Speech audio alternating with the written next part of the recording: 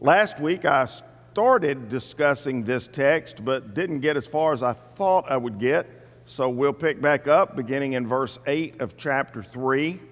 This is a trustworthy saying, and I want you to insist on these teachings, so that all who trust in God will devote themselves to doing good. These teachings are good and beneficial for everyone. Do not get involved in foolish discussions about spiritual pedigrees or in quarrels and fights about obedience to Jewish laws. These things are useless and a waste of time. If people are causing divisions among you, give a first and second warning. After that, have nothing more to do with them. For people like that have turned away from their truth, and their own sins condemn them. And so in this text, we're talking primarily about keeping unity in the body on the church at Crete, a small island. And it's likely that unlike many of the mainland churches, there may not have been more than one or two local congregations in Crete. It's a small island. So there may not have been multiple congregations like there were when Paul wrote the letter to Corinth or Philippi or Galatia, where we know there were multiple churches. He actually refers to them in the plural. So how are you going to get along? How are people going to get along in these environments in churches where people are so different? And we've noticed in the church in Crete in particular that the Cretans themselves, the homeboys, were lazy, loud, aggressive. Many of them came from pirate backgrounds. And then you've got some Jews there with them who have become Christians. And what a mix of people that you have, at which you're trying to keep unity. And it's a perfect discussion, frankly, for us to have. Because it's always been amazing to me and to our leaders here in the many years that I've been here, how we have so many different groups and elements here that are not alike. That if we do not emphasize and focus on unity, we simply won't have it. I mean, we have people here who, first of all, about half of our church did not grow up in churches of Christ and have no real knowledge or background or history or tradition of congregations of churches of Christ. Half or more.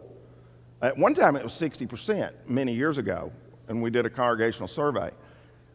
And then we have people who have come here from all around, who have come from very small churches and some from churches that make our church look small. Some that have come from churches that are used to their preacher preaching on topics of the day and even politics and all sorts of very current and relevant titles, and I try to do that some, and others that are used to preachers who have taught all expository, just straight through the Bible, which I prefer to do, and I usually do on Sunday school and on Wednesday night.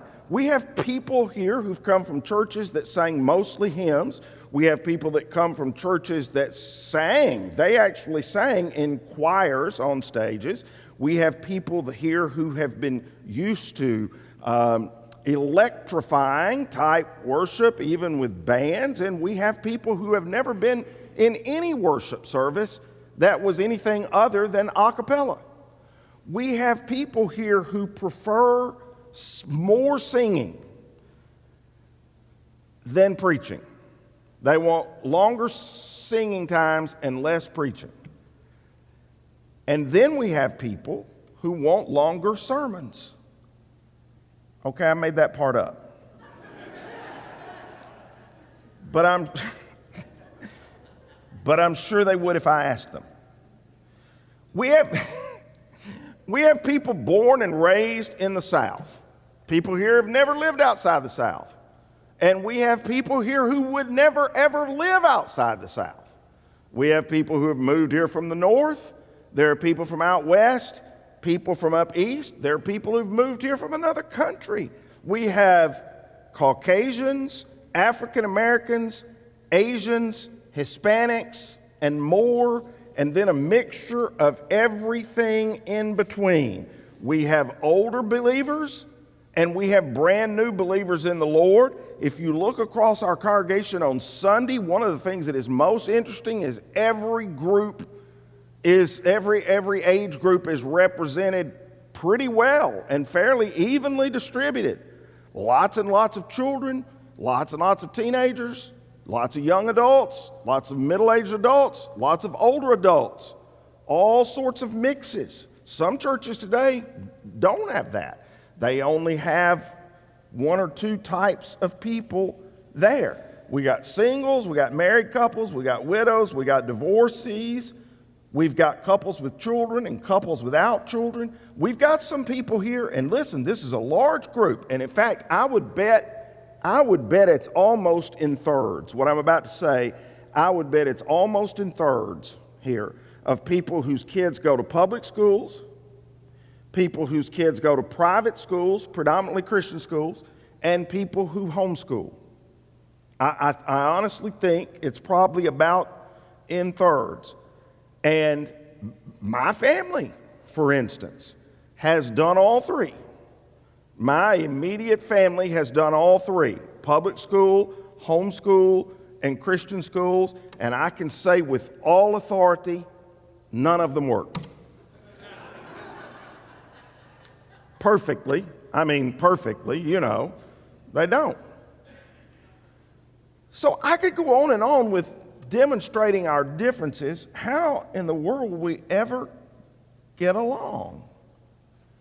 And it's easy for sometimes to think we probably won't. And I think it's very likely that in the church at Crete, they thought among themselves, how will we ever get along? You've got descendants of Gentile pirates and then historic Orthodox Jews who have been converted to Christianity, all in the same pot. Some of them are poor, like here. Some of them are wealthy, like here. Some grew out without any education whatsoever, pretty much like here. Some of them grew up with advanced education. We have 7 doctors in our congregation. We have several people who have multiple degrees in our congregation.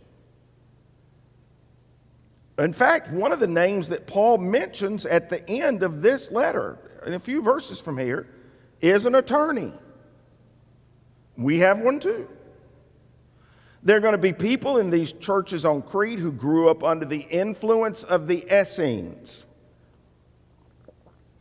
That's a sect that pandered toward formality and ritual and didn't like anything outside it. And they're now standing in the aisle or sitting on a pew next to maybe Gentiles.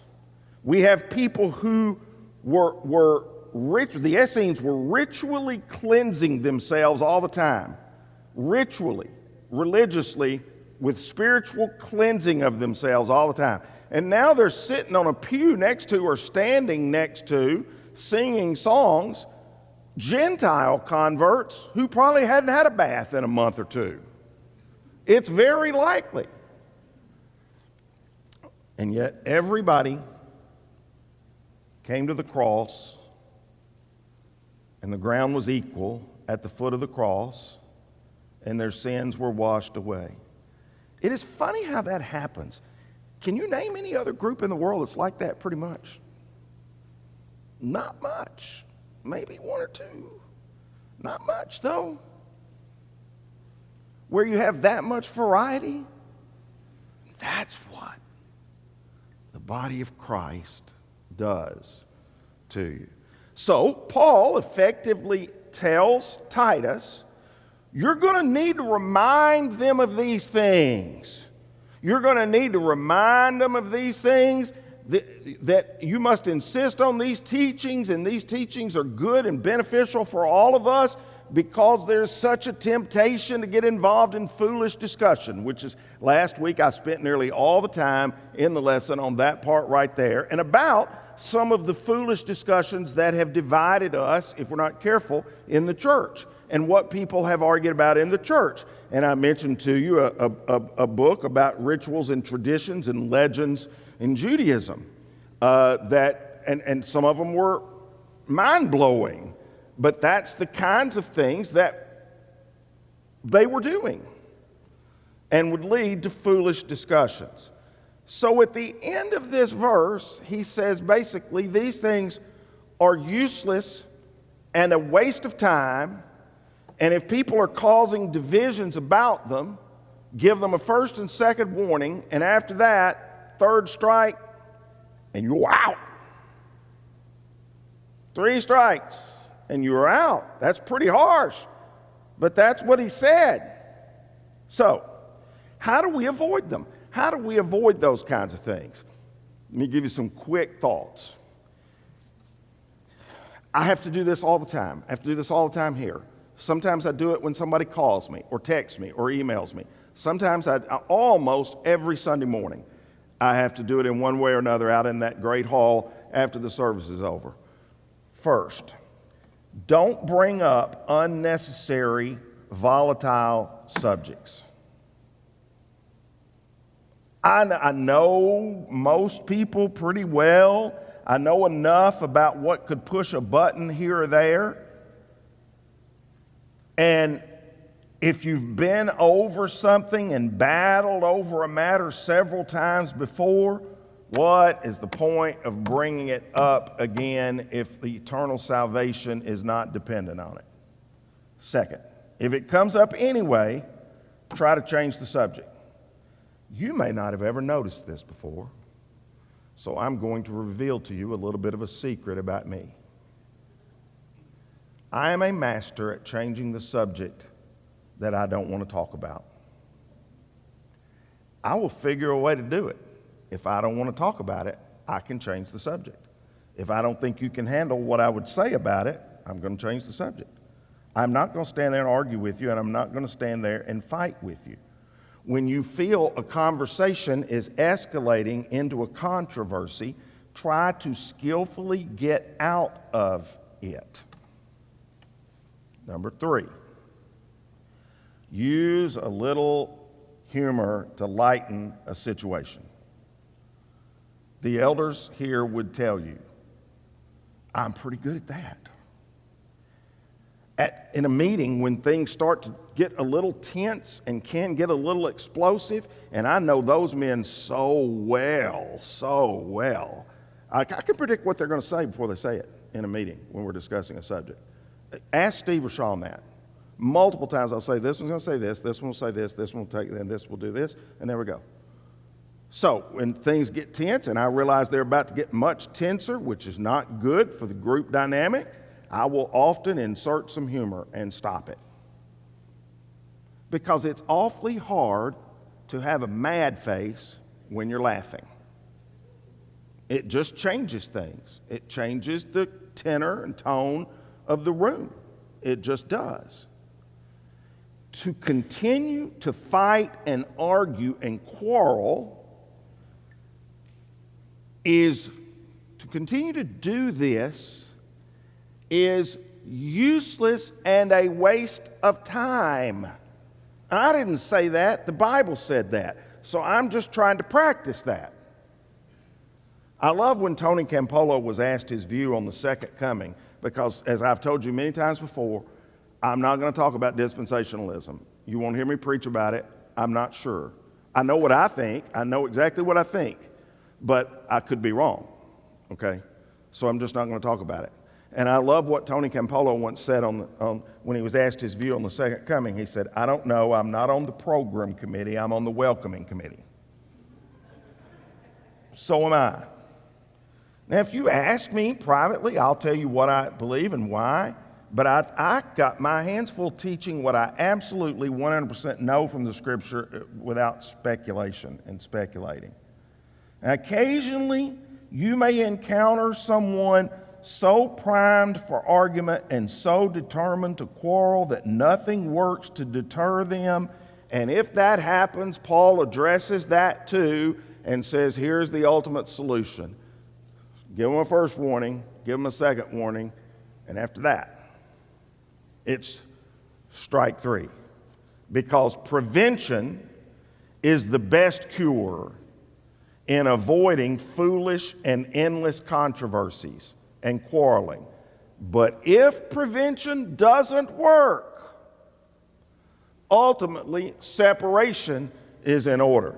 That may sound harsh, that may sound tough, but it's necessary if there is going to be harmony in the family and unity in the family in a place like Crete, or frankly in a place like this where you have people from so many different backgrounds, traditions, cultures, races, and everything else. It just is. I was teaching a young adult class about a year and a half ago when I shared with them my growing opinion that we ought to only wear white clothing, that Christians should only wear white clothing. That we're told in Revelation that our future wardrobe will be the triumphant robes of white, as Revelation says, which is indicative of winning in battle. And in light of that, we should wear white all the time to church, and we should get rid of all colored clothing. And maybe even when we go out in the world, we should also only wear white as a symbol of victory as Christians. And I could see as I just kept going on and I was sort of ad-libbing it as I went, some of them started looking at me a little funny, and then I realized a couple of them were looking at me going, well, you don't have white on now, while I was saying it. No, I didn't. Then I read them from a church leader in the 2nd century who was serious.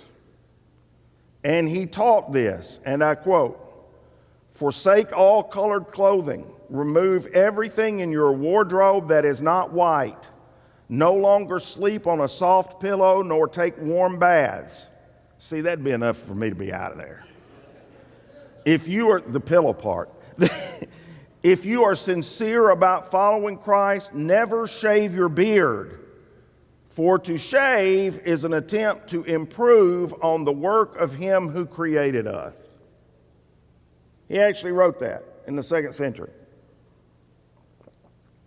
He taught that in churches. How many of you today have sinned by trying to improve on the way the Creator made you?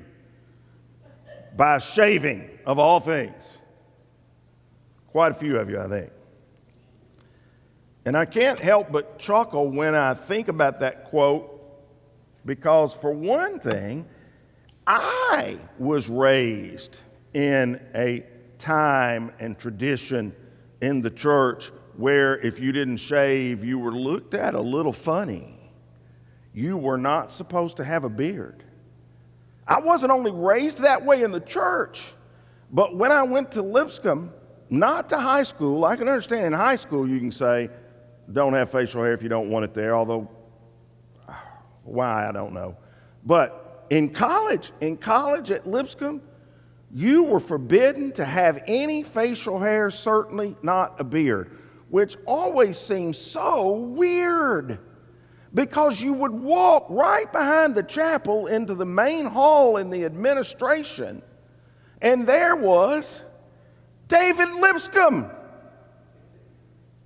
at Lipscomb with a beard, and James Harding of Harding University with a beard. Did a beard just become sinful in the mid-20th century? And we wonder why some of our kids back through that age looked at us and said, no thanks. I think I'll check out from whatever kind of logic or thinking is behind that. I wonder how many people in the 2nd century listened to that teacher and church leader and thought, I think I'll check out. Listen, in any generation, there are plenty of controversies that are unwise and useless and a waste of time, to use Paul's own words. And I haven't even mentioned some that could sidetrack us today. Like, hold on to your hats. Whether or not global warming is real or make-believe or somewhere in between, and how we deal with it. Whether or not drilling offshore is a good idea for oil, because what is it doing to us when we are supposed to be protecting the world God gave us according to Genesis? Or is gun control a good thing or a bad thing? Is border control a good thing or a bad thing? Because there are people who can take you back into the Old Testament, particularly in the book of Deuteronomy, and show you how we're to be kind to the illegal alien. Or whether we should be eating only organic foods to prove that we're taking care of God's planet. Or if you're driving an electric car to show you'll be paying a price for helping take care of God's planet, or if you're driving the biggest gas guzzler you can find to show your obligation to that. Or if you're feeding your cats and your dogs expensive food that contains vegetables to prove that you are a loving pet owner because your dog needs to eat vegetables just like you do. I thought about saying your dog really wants to eat your cat, but I changed my mind.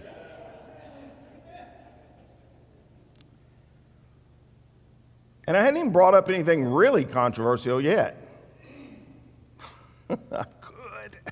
I could do much, much more.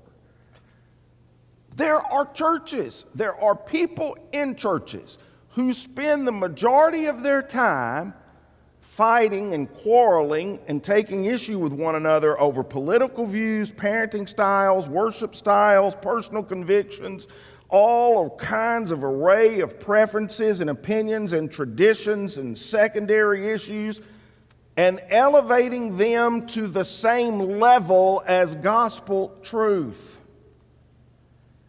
And that's just not wise. In fact, he says something specific about some of them. He went on in verse 9 to say, avoid genealogies and spiritual pedigrees. Now, what does that mean? Now, most of the people he'd have been talking to was a Jewish audience, and the Jewish people meticulously investigated and documented their family lines, since the inheritances and holdings of land from the beginning in the promised land were determined by their genealogy, by who their parents and grandparents and great-grandparents were, and so on. And so it was very important to them what your name was, what your genealogy was. That's why Matthew, right off the start in his gospel, goes through the long genealogy of Jesus, because Matthew's gospel was written primarily to the Jews, and the Jews needed to know, hey, this Messiah had to come from a royal Jewish line. Genealogies determined status, and ancestral dominance would lead to positions of importance and authority. And that would be, think about how divisive that would be in a church that had both Gentiles and Jews. Think how divisive that would be to the Gentile Cretans. Jews would hold over the Gentiles the fact that they had a connection to the apostles. They had a connection to Jerusalem. They had a connection all the way back to Abraham. God chose them as his people, and Gentiles could very easily become second-class Christians if genealogies and spiritual pedigrees became equal to the gospel. And imagine Titus's situation here. Because you remember back in chapter 1, we talked about, I believe it was about verse 7, where it says that his primary role, because he's not going to be in Crete forever, his primary role was to pick elders to lead the church there on Crete. And imagine if he starts picking only Jewish leaders. The kind of division that could cause in the church. Or take it the other way around. What if he starts picking only Gentile leaders? And what a position he was in. I can imagine Titus appointing some unconnected, unimpressive, unimposing Gentile man with no spiritual pedigree or genealogy that the Jews would accept, and bypassing some distant relative from some noble Jewish clan among the most impressive tribes of Israel, and really being put on the spot about it. I mean, these are real reasons why these words were being said to them, and they're real reasons why they're still applicable to us today.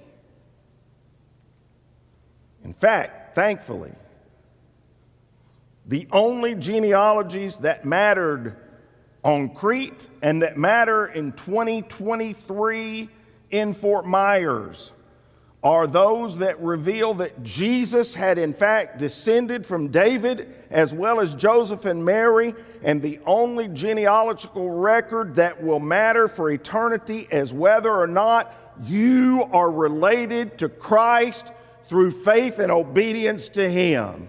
All who believe and accept Him, He gave the right to become children of God, and they are reborn, not with a physical birth resulting from human passion or plan, but with a birth that comes from God. That's the only family tree that really matters. He talks a little bit then about quarrels and fights. I have always tried to challenge myself, but also the whole church, not to speak critically or unkindly about any other member. Instead, talk to them directly. That's because I know what most easily destroys the church is not government oppression of Christians, is not immigration, is not the drug war, as bad as the OxyContin situation has gotten, or even a lack of funds or a lack of money. The thing that most easily destroys the church of Jesus Christ is gossip and slander that tears one another apart and grieves the Spirit of God. That's why we must avoid those kinds of quarrels or fights. Or he mentions next in verse 9, disputes about the law. The church was, you remember, embroiled for decades in how the law of Moses might relate to the gospel or to the church. And a major division, you remember, had happened in Acts chapter 15, which precipitated the Jerusalem Council because some of the Orthodox Jews were demanding that Gentile converts be circumcised, which is a pretty big deal. And so it created this Jerusalem conference in which the apostles led it and said, no, they don't have to be in order to be welcomed into the faith. But Titus is smack dab in the middle of that in Crete and needs to stand strong against those who wanted the church of Jesus Christ on Crete just to become another newer outpost of Judaism. In his commentary on Titus, Charles Swindoll told an incredible story about two seminary students who had to be kicked out of school because of their quarrel that began in a classroom over the doctrine of sanctification. It escalated into an all-out fist fight in the Bible class, and they had to be disciplined. How ironic is that? Arguing over godly living to the point of fist fighting. And if you don't think that the modern church today has the same propensity to disputing as they did on the island of Crete, I would challenge you, just do a little quick Google search on church fights and then hold on to your hat. There are some modern doozies out there. In my home state of Tennessee, not too long ago, a guy shot another guy in the service over a dispute.